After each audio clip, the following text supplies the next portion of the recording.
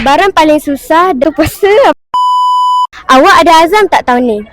Azam saya pada bulan Ramadan ini ialah untuk turun berat. Terima kasih. Cabaran paling susah masa puasa apa? Tahan dahaga. Haras, hari ni, tahun ni Haras ada azam tak? Ada? Apa tu azamnya? Puasa penuh. Kamu pula? Ada? Apa tu? Baca Al-Quran. Bekas satu perkataan untuk describe Ramadan awak. Happy. Lapar. Happy. Apa makanan favourite sahur awak? Nasi lemak.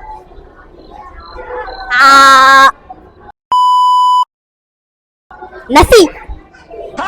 Minuman wajib masa sahur apa? Air oren. Air susu. Terima kasih. Awak, apa azam Ramadan awak tahun ini?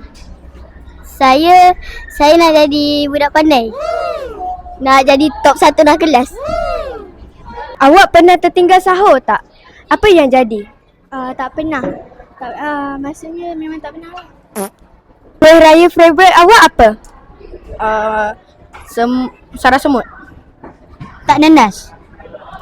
Soalan kedua, lagi best terawih di masjid atau di rumah? Masjid. Masjid. Apa makanan sahur favourite awak?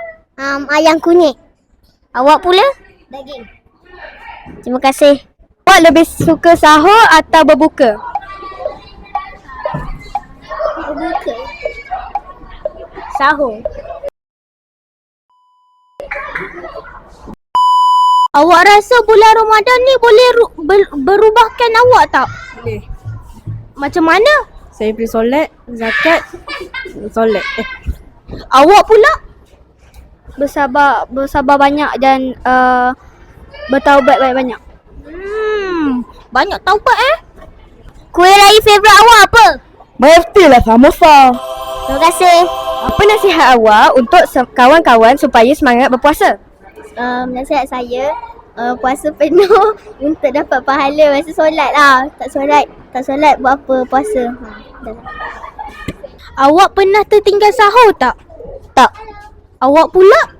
Tak. Apakah cabaran yang paling susah untuk awak? Saya rasa cabaran yang paling susah ialah untuk berpuasa kerana saya sekolah banyak berjalan. Saya juga penat jalan. Salah. Salah.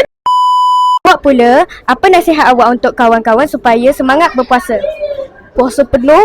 Apa makanan sahur favourite awak? Nugget. Nasi goreng. Terima kasih. Awak pernah tertinggal puasa tak? Adalah waktu dulu je. Sekarang ni saya nak puasa penuh. Kenapa? Macam mana boleh tinggal puasa? Mak cakap tak apa lagi kalau tertinggal puasa sebab masih kecil. Terima kasih. Kah cabaran yang paling susah untuk awak? Cabaran paling susah saya ialah untuk berpuasa. Kerana saya perlu melakukan banyak hal ketika hari biasa. Antara contohnya ialah bersekolah. Tahun ini, apa warna baju raya awak? Warna merun. Kenapa? Sebab tak pernah pakai warna tu lagi.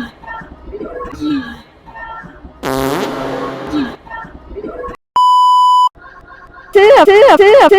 Thank you for watching. Subscribe our channel.